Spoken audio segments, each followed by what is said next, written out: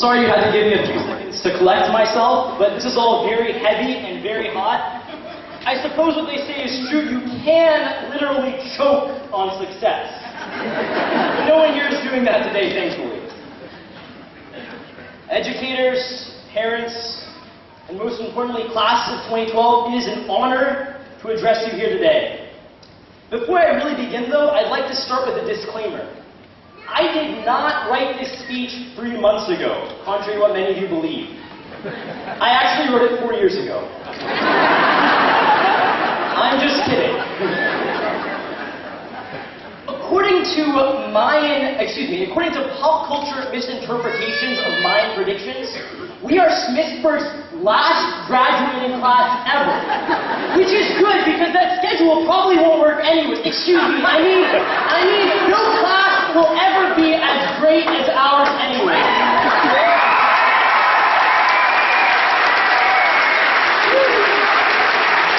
After all, who will ever be as perfect as Brock or as football? Or as football as Robbie. That was not a grammatical error. Football is an adjective where he's concerned. No one will ever talk as fast as Brandon Wood or be as loud as Dennis Edwards. Who, by the way, offered to pay me for giving her a shout out, but I won't call it in.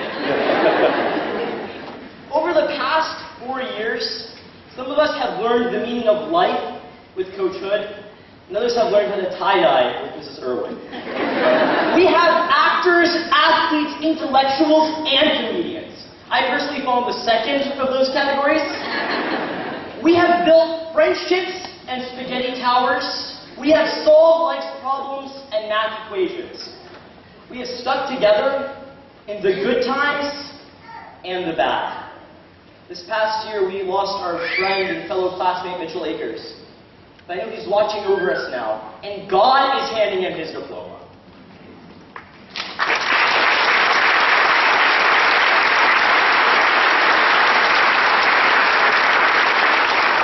As we enter into the real world, don't be too intimidated. Nowhere is there more drama than the bird, and the hashtag world problems is not as trendy on Twitter as Smithsburg problems. However, there is one major difference between Smithsburg and the real world. Out there, no one will spoon feed us. There won't be parents to wake us up or teachers and administrators to keep us in order. Out there, our actions will have consequences, and our success will depend on our own drive for it. As of today, we are adults.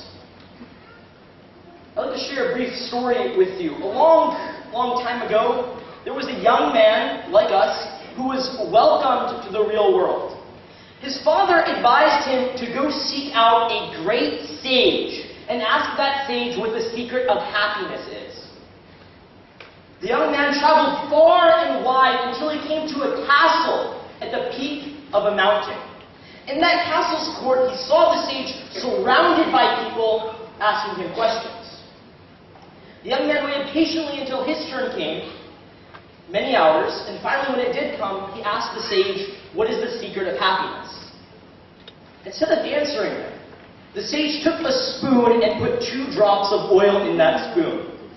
He instructed the young man to walk around with that spoon filled with oil and not drop a single speck of that oil, to walk around the entire castle. So the young man, without questioning, took the spoon and walked around the entire castle without dropping a single speck of that oil. Many hours later, he came back to the sage. "I didn't drop anything," he told the sage. "All right, but tell me, did you see the tapestries on my walls? Did you notice the beautiful sculptures around in my hallways?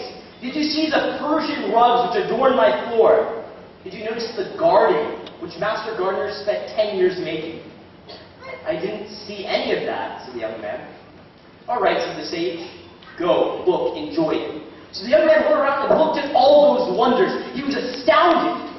He came back to the sage and told him that was amazing. "All right," said the sage. "Can I please see your spoon?" There was nothing in it. That is all the advice I have to give you, said the sage. The secret of happiness is to see all the wonders of the world and not forget the 2 drops of oil in your spoon. As we go around and see all the world's wonders, don't forget where you come from. As we enter college, learn to balance work and play. Experience life, but remember responsibilities. It is better to be caring than carefree. College is not as easy as high school. The military is not as fun as gym, and at work, the only grade is pay. But where the obstacles are many and the stakes are high, success is all the sweeter. Remember that maxim from Mr. Folks' class. Life's not fair, but keep participating. Make the most commonly asked question from Mr. Kramer's class, is that a challenge? Become a life motto. When it comes to opportunity, follow Mr. Witt's self-defense advice and grab my throat. Seek knowledge and don't be afraid to dream. As the Spanish poet Antonio Machado once said, between living and dreaming, there's a third thing. Guess it. That third thing is waking up. If we are not Smithsburg's last graduating class ever, if the world does not end this year, then it's up to us to preserve it for posterity. I believe we can. I believe we can make this nation a proverbial shining city on a hill once more. I believe we are Smithsburg solutions, not Smithsburg problems. I believe in us. Now before I finish, I have to do something and completely embarrass myself. YOLO, that's your signal, Gabby. YOLO. Class of 2012, keep your memories off the shelf, open your box of pictures, empty your vials of chemical mixtures. Flashback to freshman year when Obama's campaign kicked in the first year. High school started and Lincoln came around once. Went around and met new people, made new friends who were agreeable. Devil Little was an oxymoron. Deccio when he helped in attempt to work with boron. Sophomore year was filled with fear. After all, Mr. Richik was no longer here. Not a witch in AD double, like kids had fun in extracurricular clubs. Landon Grove found Waldo, the girls' volleyball team was baller. Junior year was the hardest, not quite the long fest. Warren Johnson became very fast. The boys' track team came to the finish line into a pass. AP tests were tough to hit, but juniors were especially big. And don't get me started about that year's yearbook, though this year has a much better look. So, as we all grew, senior year toured through, filled with tractors and factors highlighted by Twitter and jitter. We lost a friend, year took a bend, but we united. With sadness we fighted. 100 tests and 1,000 questions, answers completed, a bunch of sports teams beat it. And so today we live our lives as Smithsburg thrives for the better, ready for the world down to the letter. Word.